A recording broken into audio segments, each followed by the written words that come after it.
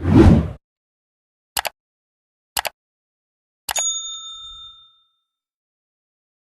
दोस्तों, आपका स्वागत है आपकी अपने यूट्यूब चैनल A4 अकेडमी पे। तो दोस्तों, आज हम लेकर आ गए हैं मैथ का एक बहुत बड़ा टॉपिक जिसका नाम है ज्यामिति, जो समाज में भरम फैलाकर बैठा हुआ है कि मैं एक हार्ड टॉपिक हूँ।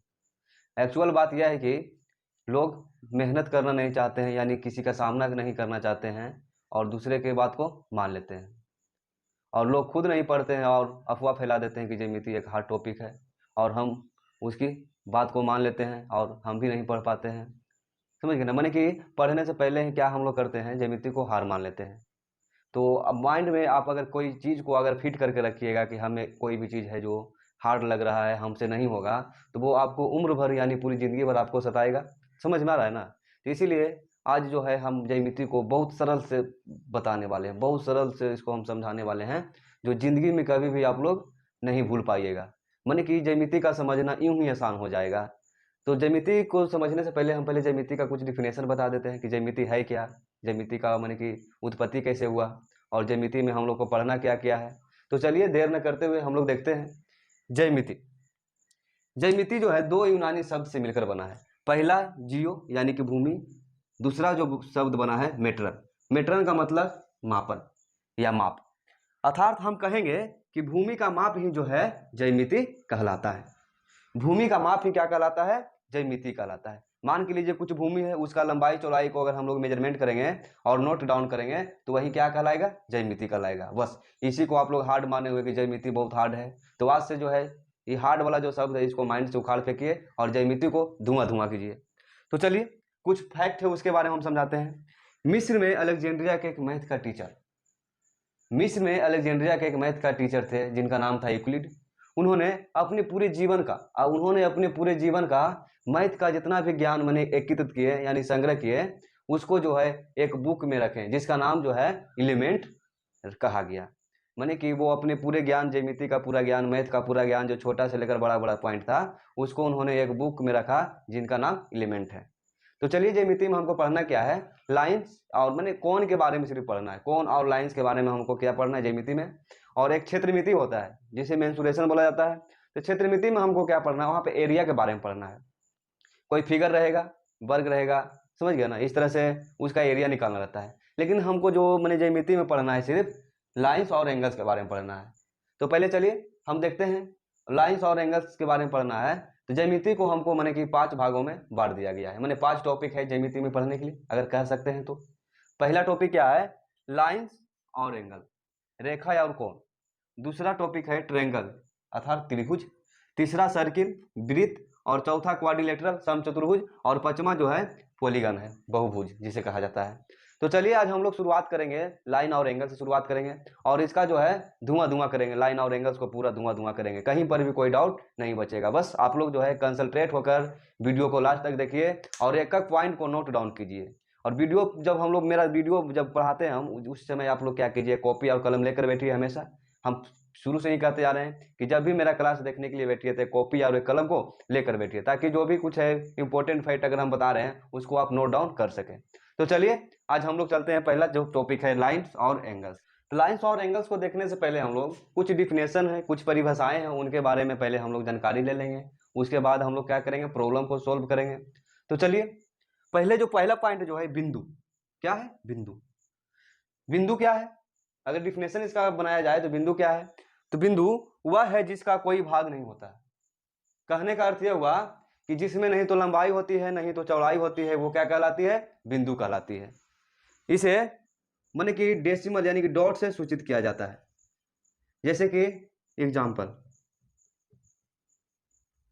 ये जो डॉट है छोटी क्या कहलाएगी? बिंदु कहलाएगी। ये डॉट ही क्या कहलाएगी? बिंदु कहलाएगी। अब रह गई बात, नहीं तो इसमें लंबाई होती है और नहीं तो इसमें चौड़ाई होती है। ये दोनों क्या होती है? लेस होती है। लंबाई चौड़ाई रहित होती है, यानी कि लंबाई और चौड़ाई लेस होती है। समझ में आ गया होगा? कहीं पर भी अगर इस तरह से दिया हुआ रहेगा छोटा डाउट, उसे हम लोग बिंदु के नाम से पुकारेंगे। समझ में आ रहा होगा? तो चलिए आगे हम लोग देखते हैं रेखा को। एक ऐसी लकीर जो दोनों तरफ अनंत तक चली जाए। कहने का अर्थ हुआ कि कोई लकीर होगी यानी कोई लाइन होगी, यानी कि जो आगे की ओर भी जाएगी और पीछे की ओर भी जाएगी, कहाँ जाएगी इसका कोई भी अंत नहीं हो। तो यही इसका डिफिनेशन बनकर आया कि एक ऐसी लकीर जो दोनों तरफ अनंत तक चली जाए वो रेखा कहलाती है। क्या कहलाती है? रेखा कहलाती है। चलिए देखते हैं।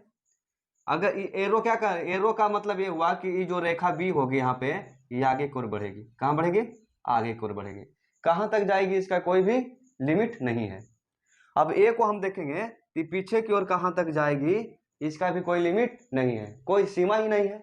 इसीलिए हम लोग जो है सीमा को निर्धारित करने के लिए अनंत का इस्तेमाल करते हैं, जिसका कोई अंत न हो, अनंत का इस्तेमाल करते हैं। और इसे हम लोग इस तरह से सूचित कर सकते हैं, यानी कि रेखा ए और बी है तो रेखा ए भी लिख सकते हैं। समझ गए ना? जैसे कि समझिएगा, ये कोई रेखा है, पी और क्यू कोई रेखा है। इसको अगर डिनोट करना रहेगा हम लोग को तो हम क्या करेंगे, पी और क्यू रेखा को हम लोग छोटा करके क्या करते हैं, डिनोट कर सकते हैं। समझ में आया? तो चलिए हम लोग नेक्स्ट को देखते हैं। नेक्स्ट पॉइंट क्या है? रेखाखंड। रेखाखंड के बारे में कुछ हम लोग यहाँ पे जानकारियां हासिल कर लेते हैं। रेखाखंड, लाइन सेगमेंट। रेखाखंड, इसके पीछे हम लोग पढ़े थे रेखा कि जिसका कोई भी अंत बिंदु नहीं हो रेखा कहलाती है। माने कि वैसी रेखा जो दोनों तरफ अनंत तक चली जाए रेखा कहलाएगी। अब रेखाखंड कहने का ही अर्थ यहाँ पे नहीं हो रहा है, इसका अगर हम संधि विच्छेद इसका हम तोड़ेंगे अगर, तो रेखाखंड, अगर रेखा के खंड से इसका निर्माण हो रहा है वही रेखाखंड कहला रहा है। तो यहाँ पे हम लोग समझ गए कि रेखाखंड का जो निर्माण होगा रेखा के टूटने से होगा। तो चलिए हम लोग देखते हैं यहाँ पे, यह रेखा का ही एक कटा हुआ भाग होता है। रेखाखंड जो होती है रेखा का ही एक कटा हुआ भाग होती है जिसका दो अंत बिंदु होती है। यानी कि समझिएगा कि रेखा का वैसा कटा हुआ भाग जिसका दो अंत बिंदु हो रेखाखंड कहलाएगी, यानी रेखा का टुकड़ा कहलाएगी। चलिए, ए और बी कोई रेखा है जिसको हम बीच से काट लिए। ए और बी कोई रेखा है जिसे हमने बीच से काट लिया, एक भाग यहां से काटा और दूसरा का भाग यहां से काटा, जिसका नाम हम लोग रख दिए पी और क्यू। तो पी और क्यू जो निकल कर आया एक कटा हुआ भाग निकल कर आया। तो यहाँ पे देखेंगे हम लोग एरो तो इधर छूट गया, एरो भी इधर छूट गया। तो यहाँ पे जो कटा हुआ भाग का है दो अंत बिंदु है, एक अंत बिंदु ये है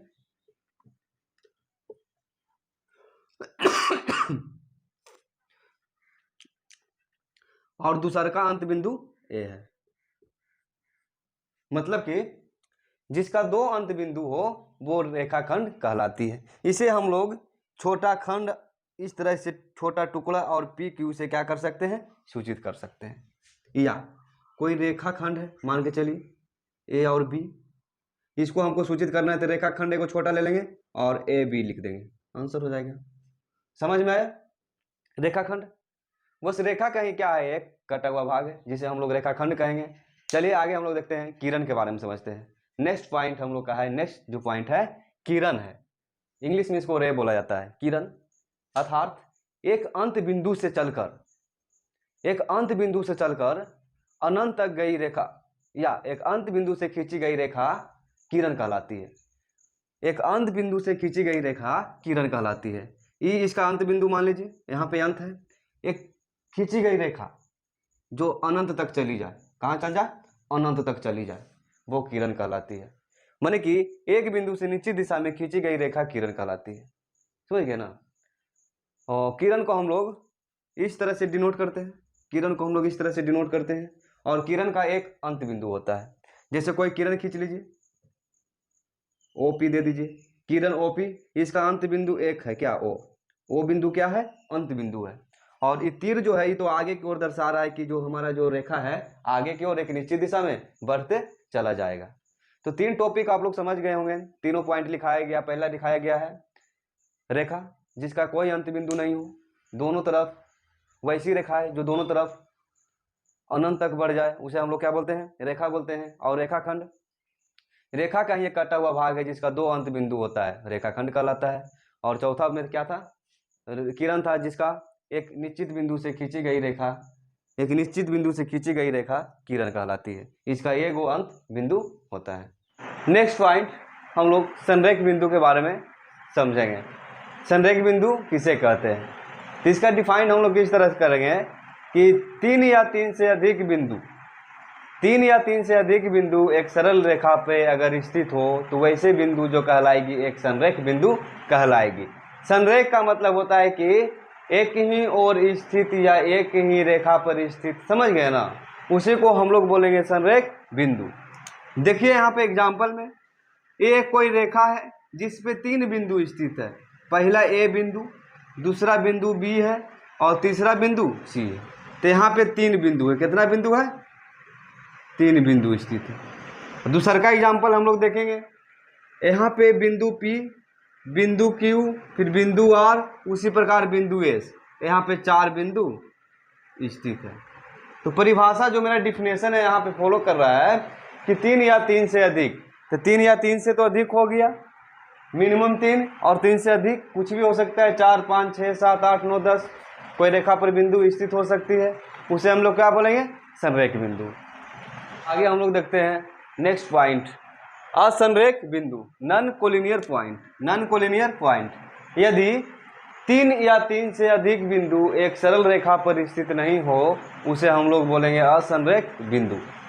जिस तरह से संरेख का ही क्या होता है, जस्ट उल्टा हो जाता है। संरेख में हम बताए थे कि तीन या तीन से अधिक बिंदु एक सरल रेखा पर स्थित हो संरेख बिंदु कहलाएगी, और यहाँ पे उसका उल्टा हो जाएगा। तीन या तीन से अधिक बिंदु एक संरेख रेखा एक सरल रेखा पर स्थित नहीं होगी, उसे हम लोग क्या बोलेंगे? असंरेख बिंदु बोलेंगे। तो चलिए हम लोग एग्जाम्पल से यहाँ पे आप लोग का जो है क्लियर कराते हैं प्रॉब्लम को। तो यहाँ से देखेंगे बिंदु ए, एक बिंदु यहाँ पे, एक बिंदु बी, एक बिंदु सी, एक बिंदु डी। यहाँ पे टोटल बिंदु कितना है? चार बिंदु है। कितना चार बिंदु है? चार बिंदु है। तो चार बिंदु जो स्थित है एक सरल रेखा पर स्थित है। यहाँ पे देखिए तो जरा, बोलेगा सर ए से बी एक सरल रेखा है, यहाँ तक तो सही है।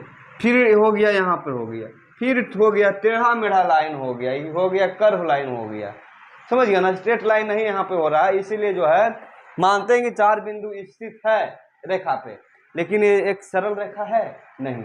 इसी कारण ये जो हो जाएगा असंरेख बिंदु हो जाएगा। दूसरा देखिएगा, पी बिंदु, क्यू बिंदु, आर एस टी यू, यहाँ पे 6 बिंदु स्थित है। कितने बिंदु स्थित है? तो 6 बिंदु स्थित है। 6 बिंदु स्थित यहाँ पे है, तो क्या यह संरेख होगी? नहीं, ये असंरेख हो जाएगी, क्योंकि ये एक सरल रेखा नहीं है। समझ में आ गया? जैसे कि कोई बिंदु मान लीजिए यहाँ गया, यहाँ गया, यहाँ गया, पी क्यू आर एस, क्या पी क्यू आर एस एक संरेख बिंदु होगी? नहीं, असंरेख हो जाएगी, क्योंकि एक सरल रेखा पर स्थित नहीं है, जिसके कारण ये सब जो बिंदुएं हो जाएंगे क्या हो जाएंगे? असंरेख बिंदु हो जाएंगे। अब हम नेक्स्ट देखते हैं आगे क्या है। आगे कोण के बारे में पढ़ना है, कोण का क्या है, कोण के बारे में जान लेते हैं हल्का फल्का। तो चलिए नेक्स्ट हम लोग देखते हैं कोण को। कोण क्या है, कोण के बारे में हम लोग जानेंगे, कोण को समझेंगे और देखेंगे फिगर को। कोण यानी कि जब दो किरण का झुकाव उत्पन्न होता है तो वहाँ पे कोण का निर्माण होता है। तो जब दो किरण एक ही अंत बिंदु से प्रारंभ होती है तो जो झुकाव उत्पन्न होता है उसे हम लोग कोण बोलते हैं। यानी कि एक अंत बिंदु से दो किरण, एक इधर और एक इधर, और इसके बीच जो झुकाव उत्पन्न होता है, माने यही झुकाव उत्पन्न हो रहा है, झुक रही है।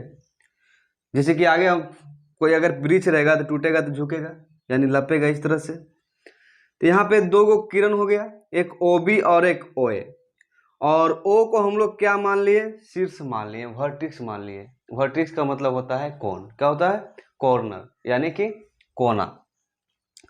तो यहाँ पे हम लोग लिखेंगे रेखा जो है, दो गो रेखा, एक OA और OB, दो रेखा है, शीर्ष O है, और कोण क्या बन रहा है?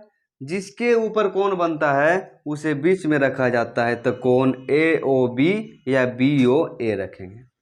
समझिएगा फिर से कि जब दो किरण एक अंत बिंदु से दो किरण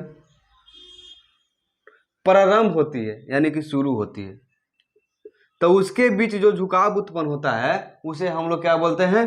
कोण बोलते हैं। यहाँ पे जो झुकाव उत्पन्न हुआ यही क्या कहलाता है? कोण कहलाता है। समझ गए ना? कोण को हम लोग थीटा से सूचित करते हैं, कोण को हम लोग थीटा से सूचित करते हैं। और आगे हम लोग को पढ़ना है, इसके आगे कोण के बारे में बहुत सारे डिटेल पढ़ना है, बहुत गहराई में पढ़ना है। कौन कितने प्रकार के होते हैं, कौन कौन से कौन होते हैं, समझ गए ना। तो चलिए आगे और देखते हैं आगे क्या है। जैसे समझिएगा, ये कोई अंत बिंदु है, यहां से एक किरण इधर गई और एक किरण इधर गई, यानी एक अंत बिंदु से दो किरण की शुरुआत होती है और इसके बीच में जो झुकाव उत्पन्न होती है वही क्या कहलाती है, कोण कहलाती है। तो आशा है कि आप लोग को समझ में आ रहा होगा। अगर आप लोग को समझ में आ रहा होगा तो दोस्तों के पास शेयर कीजिएगा, लाइक कीजिएगा और सब्सक्राइब करना नहीं भूलेंगे, क्योंकि अपना यूट्यूब परिवार जो है 250 यानी 250 सब्सक्राइबर पूरा करने के उपलक्ष्य में एक बैच का अनाउंस करने जा रहा है। मंडे नहीं सॉरी ट्यूसडे से, यानी कि 4 तारीख 7वां महीना 2023 से 10th क्लास का बैच स्टार्ट करेगा। जो भी आपके आसपास पड़ोस में भैया भाभी होंगे उनको आप लोग बोलिएगा पढ़ने के लिए, A4 एकेडमी पर आएंगे और 10th क्लास का बैच यहाँ से पढ़ सकते हैं। 9th क्लास को अभी पेंडिंग में डाले हुए हैं, टाइम अभी नहीं मिल पाता है, ऑफलाइन बैच भी पढ़ाना पड़ता है और इधर आप लोगों को भी देखना पड़ता है। तो धीरे धीरे हम कोर्सेज में लगे हुए हैं, टाइम मेंशन करते हुए आप लोग के बीच सभी क्लास को प्रोवाइड कराया जाएगा। बस आप लोग हमें सपोर्ट कीजिए, आगे बढ़ाइए और 1K तक जल्द ही, माने कि 2-3 वीक के अंदर 1K सब्सक्राइबर, 1000 सब्सक्राइबर को आप लोग पूरा कीजिए, ताकि हमें भी पढ़ाने में क्या है अच्छा फीलिंग होवे कि नहीं मेरा भी सपोर्ट में स्टूडेंट लोग हैं सब, समझ गए ना। तो चलिए आज यहाँ तक रहने देते हैं, नेक्स्ट वीडियो में मिलते हैं, धन्यवाद।